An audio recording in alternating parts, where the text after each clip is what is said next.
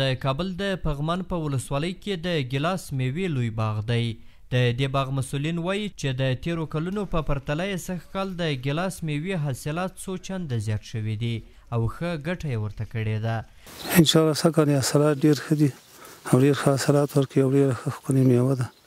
انشاءالله دا ښه میوه ده. اوس حاصلات یې هم سږ کال ښه دي او بس بازار ته یې وړاندې کړو. د دوی په خبره چې اوس هره ورځ له دې باغ څخه زرګونه افغانۍ ګټه وټه لري او ترڅنګ یې ورسره یو شمېر کسان هم په کار باندې بوخت دي.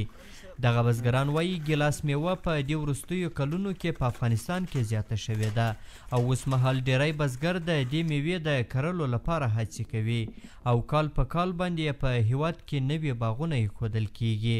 یو د دې میوې حاصلات هم زیات دي او بل په قیمتونو کې هم ښه ده، نو ځکه د دهقان هم عاید یو څه زیات لاسته راځي له مڼې او له هغه نه د دې حاصلات هم زیاته او پیسه یې هم زیاته ده او میوه هم ډېره ښایسته میوه ده او خلک هم ترې راضي دي. په دې باغ کې په کار بوخت کسان هم وایي خوشحاله دي چې په کور دننه ورته د کار زمینه برابره شوې ده او نورو هیوادونو ته د کار په خاطر د تګ لپاره مجبور نه دي. د دوی په خبره په دې باغ کې دومره پیسې ګټلی شي چې د کور ګزاره یې ورباندې وشي.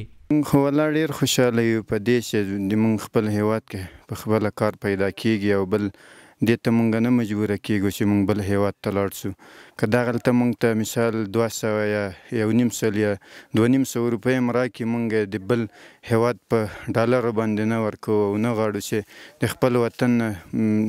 خپل وطن خدمت پرېږدو او د بل هیواد خدمت ته مونږ ځان ورسوو. د ګیلاس دا میوه بیا له دې باغونو څخه د کابل ښار په ګډون یو شمېر نورو ولایتونو ته ځي او په ښار کې د واټونو پر سر باندې پلورل کیږي.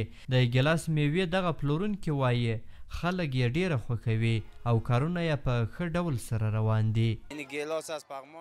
دا ګیلاس موږ له پغمان څخه د پلورلو لپاره دلته راوړو. هلته یې په قطي ډول باندې اخلو او دلته یې بیا پر کیلو پلورو چې خلک دا میوه ډېره خوښوي. ګیلاس یوه له ګټورو میوو څخه ګڼل کیږي او د روغتیا پالانو په خبره یا د میوه روغتیا ته هم زیاتې ګټې لري. احسان الله کریمي CMG د کابل ولایت پغمان ولسوالۍ.